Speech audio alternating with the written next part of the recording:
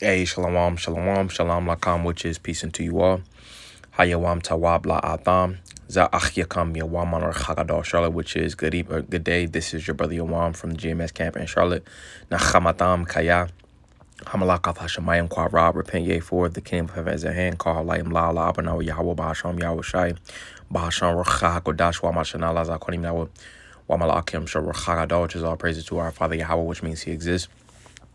Bahasham, in the name Yahweh Shai, delivers in double honors to the elders and apostles of Great Millstone. This is an article on foxbusiness.com, and it says Trump administration taps automakers to boost weapons production in WW2 style push. It says senior defense officials discuss producing munitions and war materials with top executives from several companies. All right, in which munitions goes into things like, war supplies, if I'm not mistaken, like, artillery rounds, regular, small arms rounds and stuff like that, So essentially what's going on is that WW3, all right, World War III, to where ultimately in the end, all right, ICBM nuclear missiles are going to be used. All right, but right now we in a time to where the Lord ultimately is gathering, the nations for that third world's woe. All right. But continuing on, it says the Trump administration is turning to automakers and U.S. manufacturers to ramp up weapons production in WW2 style push. A Pentagon official confirmed to Fox Business. It says the Department of War is committed to rapidly expanding the defense industrial base by leveraging all available commercial solutions and technologies to ensure our warfighters maintain a decisive advantage. A Pentagon official told Fox Business. The department is aggressively pursuing and integrating the best of American innovation wherever it resides to deliver production at scale and drive resiliency across supply chains, the official added. Senior defense officials have discussed producing weapons and other military supplies with top executives from several companies, including General Motors and Ford Motor, according to WSJ, which cited people familiar with the discussions. The outlet reported that the Pentagon is considering having the companies use their personnel and factory capacity to ramp up production of munitions and other war materials as conflicts in Ukraine and Iran continue. So pretty much, if they don't have somebody, if they didn't hire anybody that is well versed, all right, in weapons type of materials, all right. Because they said, I'm reading again, it says the outlet reported that the Pentagon is considering having the companies use their personnel and factory capacity to ramp up production of munitions. All right, so just regular, it's from the sounds of it, it sounds like they're going to be using regular everyday type people, to mass produce, the materials that they need, in which in the U.S. military, all right, a lot of things are deadline meaning that, all right, it's no longer operable, all right. And then also, they're under recruiting and retention, so they're going to have to bring a draft. All right. And the draft is going to bring, all right, people that's not necessarily ready for battle. All right. As they did, in times past, where they got two schools basically to where, you got they got basic training. All right. And then after that, they got the job school. But pretty much it was a time in history, in U.S. history, to where they just went to basic training and then they just threw them on the front lines. So it's going to be a lot of underdeveloped leaders and a lot of underdeveloped workers under those leaders. All right. And just going into this, they could have, war materials that's not up to the standards, being that they already don't have the money to be able to fund the war. And then also they don't have the money to ultimately have a good enterprise, a good corporation, because America Babylon the Great is just a big corporation. All right. And it runs off of predominantly from being that hammer of the earth, and then also America, or in cooperation with that, in conjunction with that, they also was able to benefit off of the traffic, the merchandise, and being a big corporation. But nobody wants to do business as America once did, So those old tricks of the trade is no longer working, So they're having to ultimately turn to other avenues. All right, but nevertheless, continuing on, it says GE Aerospace and vehicle and machinery maker Oshkosh also reportedly held talks with defense officials, according to the Journal. All right, and I'm gonna read a little bit more, but it says The talks come as the military seeks to increase production of munitions and tactical hardware, including missiles and counter-drone technology, the report said. Defense officials said accelerating weapons production is being treated as a matter of national security, according to the report. So they're having to accelerate the production of weapons. So if you got to work faster, it's not going to come out, how something that the time was placed upon it. All right, is having to be accelerated. So that can increase, human error. All right, and it can also pretty much in that process, things can be made cheaply, being that it has to the acceleration of the weapons has to be they have to be produced faster, being that the U.S. is being squeezed into this war. But it says defense officials said accelerating weapons production is being treated as a matter of national security. According to the report, officials also asked companies to identify barriers to taking on additional defense work, including contracting requirements and challenges with the bidding process. The Pentagon's recent budget request of $1.5 trillion includes funding for munitions and drone manufacturing. In a statement provided to Fox Business, Oshkosh said it brings the full strength of a global enterprise combining scale, financial stability, and advanced flexible manufacturing to efficiently ramp production while delivering consistent quality and reliability for both commercial and military customers. We are committed to regularly evaluating how our available capacity can meet the Department of War's evolving needs, and we are proud to support national defense and the service members who rely on our capabilities and technologies, a spokesperson said. All right, so this country is in a time of war. All right, the earth is in a time of war. Everybody is choosing their sides. All right, so let's get a couple precepts. This is Isaiah Yeshaya chapter 13 and verse 4. And it says, the noise of a multitude in the mountains, like as of a great people, a tumultuous noise of the kingdoms of nations gathered together. The Lord of hosts mustered the hosts of the battle. All right, I'm going to read down in verse 6. It says, they come from a far country, from the end of heaven, even the Lord and the weapons of his indignation to destroy the whole land. Reading it again. Isaiah 13 and 5, it says, they come from a far country, from the end of heaven, even the Lord and the weapons of his indignation to destroy the whole land. All right, so going into verse 4, ultimately it's the Lord that is putting it on the minds of these kings to, get lockstep with each other. They're making those backdoor deals, all right, behind America, Babylon the Greats. They're pretty much unaware, all right, as the scriptures go into in Isaiah the 33rd chapter and Obadiah. All right, ultimately the other nations is pretty much teaming up together, all right, because they have a vendetta against this place. All right, the nations are mad as pursuant to Jeremiah the 51st chapter, and America has broke different agreements that they had with these nations and with their allies, so to speak. So their allies are feeling a certain type of way, and some of them by default they just have to make a decision to side with China and Russia, like Europe, for instance. So reading this again, Isaiah 13 and 4 says, the noise of a multitude in the mountains, like as of a great people, a tumultuous noise of the kingdoms of nations gathered together. The Lord of hosts mustered the hosts of the battle. So the Lord is ultimately gathering, all right, the nations together. It says they come from a far country, from the end of heaven, even the Lord and the weapons of his indignation to destroy the whole land. So the weapons of the Lord is ultimately going into the ICBM nuclear missiles. They're going to have the Lord's spirit placed upon them.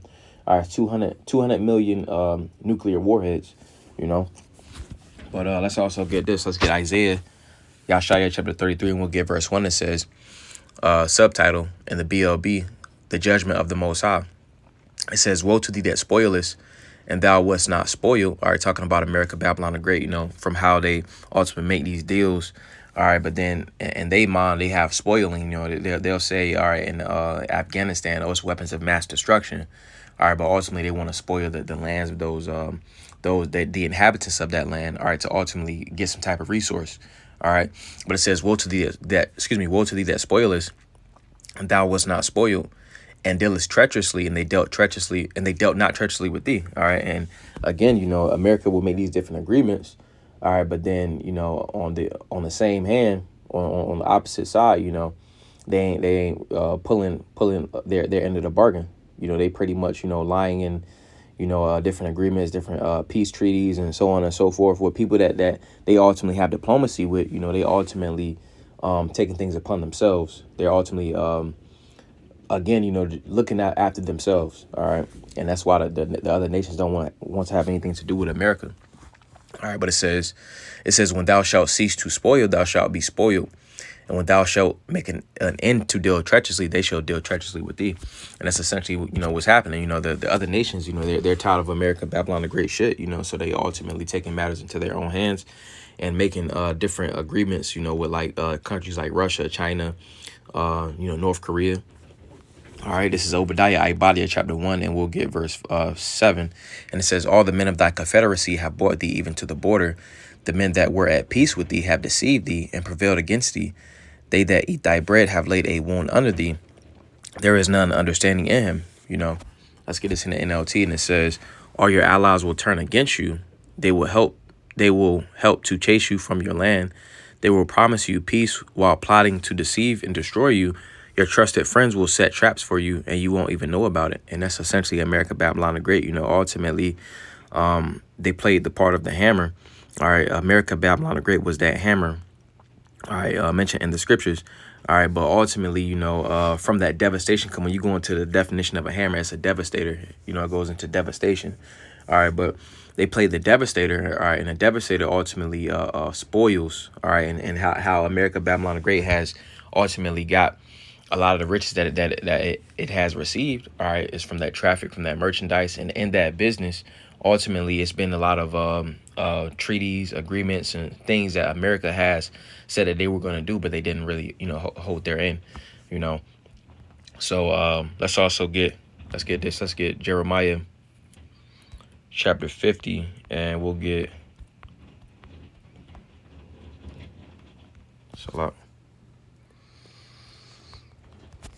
This is Jeremiah chapter 50 and verse 21.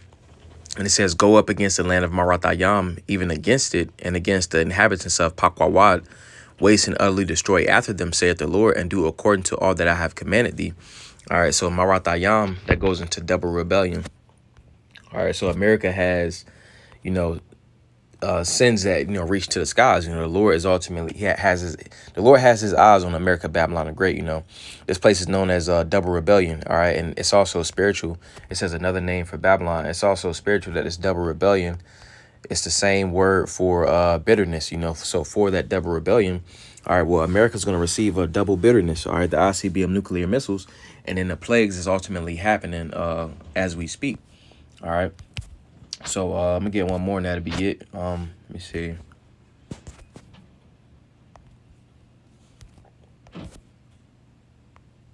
This is 2nd Esdras chapter 16, and we'll get verse 33. And it says, the virgin shall mourn, having no bridegrooms. The women shall mourn, having no helper. Excuse me. The virgin shall mourn, having no bridegrooms. The women shall mourn, having no husbands. Their daughters shall mourn, having no helpers. In the war shall their bridegrooms be destroyed, and their husbands shall perish of famine. All right. And ultimately, you know, in these times, you know, we see, you know, we got that article on Fox Business. It went into how they're using, you know, the different car companies to ultimately make weapons productions. All right. For the military, for this Third World War. All right. Also, they talked about in the recent past, all right, going into, you know, a draft, you know, because this 2026, all right, in December, you know, they're going to automatically, you know, pretty much put people into men. It's going to be women too, but, you know, right now it's starting with men, all right, 18 to 26, because at first they left it up to, you know, the person, if they was 18 or 18, you had to do the selective service, but it's no longer like selective service as it once was. All right, as to where they automatically putting people into, you know, a drafting pool, you know, so this country is getting prepared for war, and rightfully so, you know, because this is, you know, one of those things. All right, some of that burden that this place didn't look forward to. All right, I'm gonna get that. I'm gonna go ahead and close, but this is Isaiah chapter 13, and we'll get verse 1. Isaiah 13 and 1, and it says, the burden of Babylon, which Isaiah the son of Amos did see. Let's get Isaiah the 19th chapter. Isaiah 19 and verse 1, it says, the burden of Egypt, behold, the Lord rideth upon a swift cloud, and shall come into Egypt, and the idols of Egypt shall be moved at his presence, and the heart of Egypt shall melt in the midst of it. All right, in which we got Isaiah 13 and 1. It said the burden of Babylon. All right. America, Babylon the Great is known as Babylon, Egypt, Nineveh. All right. Spiritually, you see, because it takes on the characteristics, all right, and the works of these places. All right, Babylon, confusion. This is the land of confusion. All right? It's also known as the melting pot. All right, and with the melting pot comes a melting pot of philosophies, lifestyles, and so on and so forth that can be found in America. All right, but then also it goes into Egypt. All right, Egypt, the land of sodomy. All right, and those weird altered ways of living. All right, but I wanted to get these two scriptures ultimately because when you go into this word for burden, it says mash'ah. All right, and it says bearing tribute. It says that which is carried or bought or borne. It says utterance, oracle. All right, it says chiefly a doom right here. All right, it says mental. All right, because ultimately they didn't lay this to mind. All right, those that ultimately took on the ways of America, Babylon the Great, and those that run this place, they didn't consider, ultimately what they will receive of from subscribing to those ways of life. All right. But reading this back, Isaiah 19 and 1, it says, behold, the Lord rideth upon a swift cloud, and shall come into Egypt, and the idols of Egypt shall be moved at his presence. All right, the Lord Yahweh is dispatching his son Yahweh Shai, all right, upon the fathership. All right, and the idols of Egypt, all right, those things that people confided in, all right, in present Egypt, all right, America, all right, those idols are being removed, all right, from the femininity, the feminism, all right, the money, the economy, the jobs, degrees, all right, and whatever it is in America that people confided in, and the idols that it goes back to, all right, those things are being moved, all right, they're being shown of no worth. It says, in the heart of Egypt shall melt in the midst of it. All right, the American dream is no more. All right, those are ultimately they're comprising the plagues that the Lord has sent upon this place. All right, and that ultimately is, again, that represents, all right, that goes into, what the people of America, didn't consider. They didn't consider that they would be judged, for the things that they have wrought, or they didn't consider that they would be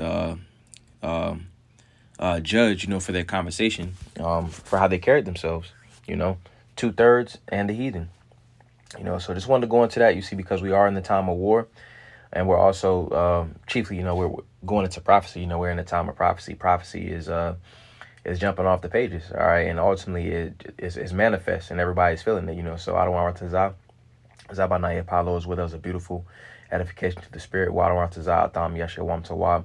Lord's will, you have a good day. Wa shalom lakam, which peace to you all. Shalom, shalom.